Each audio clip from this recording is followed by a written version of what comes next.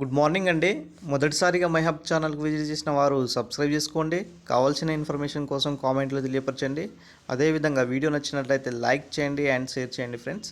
So ఈరోజు మనకు వచ్చినటువంటి ముఖ్యమైన వార్తాపత్రికలో న్యూస్ కనుక చూసుకున్నట్లయితే, సో ఇక్కడ చూడండి సార్, నేడు వార్డెన్ పోస్టుల ఎంపిక జాబితా వెల్లడి. సో ఇక్కడ చూడొచ్చు సార్, రాష్ట్రంలోని సంక్షేమ వసతి గృహాల్లో 581 సంక్షేమ వసతి గృహాల అధికారుల పోస్టులకు ఎంపికైన అభ్యర్థుల యొక్క తుది జాబితాను టీజీపీఎస్సీ సోమవారం వెల్లడించనుంది.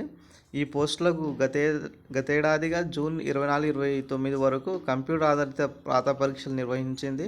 ఈ పరీక్షలను 82,873 మంది హాజరయ్యారు. సో కమిషన్ ఇప్పటికే పరీక్ష ఫలితాలను వెల్లడించింది. ధ్రువపత్రాల పరిశీలన పూర్తి చేసింది అనేసి ఇవ్వడం జరిగింది. ఇక్కడ వార్డెన్ పోస్టుల యొక్క ఎంపిక, ఎవరైతే ఎంపిక అయ్యారో వాళ్ళ యొక్క జాబితా అయితే వెల్లడించడం జరిగిందనేసి ఇవ్వడం జరిగింది. నెక్స్ట్ కనుక చూసుకున్నట్లయితే ఇక్కడ చూడండి సార్, నేటి నుంచి యువ వికాసం పథకానికి అప్లికేషన్లు, ఆన్లైన్లో అప్లికేషన్ ప్రక్రియను ప్రారంభించనున్న CM Revanth Reddy. And April 5 వరకు దరఖాస్తులు అవకాశం. నెక్స్ట్ ఏప్రిల్ 6 నుంచి మే 31 వరకు వెరిఫికేషన్ ఉంటుందనేసి ఇవ్వడం జరిగింది. జూన్ 2న లబ్ధిదారులకు ప్రకటన అనేసి ఇక్కడ ఇవ్వడం జరిగింది. చూడండి సార్, ఇక్కడ రాజీవ్ యువ వికాసం పథకం ఆన్లైన్ అప్లికేషన్ ప్రక్రియను సీఎం రేవంత్ రెడ్డి సోమవారం ప్రారంభించనున్నారు. ఆసక్తి కలిగిన నిరుద్యోగుల యువత ఎవరైనా ఏప్రిల్ 5 వరకు దరఖాస్తు చేసుకునే అవకాశం కల్పించారు. ఏప్రిల్ 6 నుంచి మే 31 వరకు అప్లికేషన్ వెరిఫికేషన్ కొనసాగుతుంది. అర్హులను ఎంపిక చేసి రాష్ట్ర ఆవిర్భావ దినోత్సవం రోజున లబ్ధిదారులను మంజూరు పత్రాల అందజేస్తారనేసి ఇక్కడ మనకి ఇవ్వడం జరిగిందండి. సో నెక్స్ట్ గ్రూప్ 2లో ఇన్వాలిడ్కు కారణాలు ఏమిటి? Telangana history future KCR. So Nizamabad జిల్లా కేంద్రంలోని బీఆర్ఎస్ కార్యాలయంలో ఏర్పాటు చేసిన ఇఫ్తార్ విందులో మాట్లాడుతున్న ఎమ్మెల్సీ ఇక్కడ కల్వకుంట్ల కవిత గారు.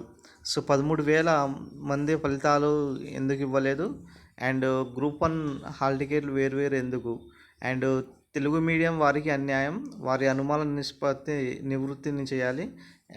ఎమ్మెల్సీ కల్వకుంట్ల కవిత డిమాండ్ శాసన మండలిలో లేవనెత్తాలనేసి ఎమ్మెల్సీ కవిత గారు అభ్యర్థులు విజ్ఞప్తి చేయడం జరిగింది. సో మనకు రీసెంట్గా కొంతమంది అయితే ఇన్వాలిడ్ అవ్వడం జరిగింది కదా.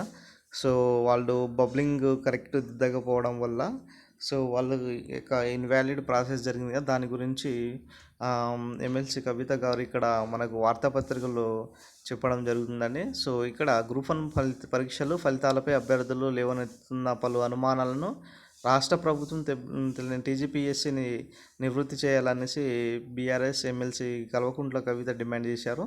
గ్రూప్ 2లో 13,000 మందికి అభ్యర్థుల ఫలితాలను ఎందుకు వెల్లడించలేదో తేల్చాలని డిమాండ్ చేశారు.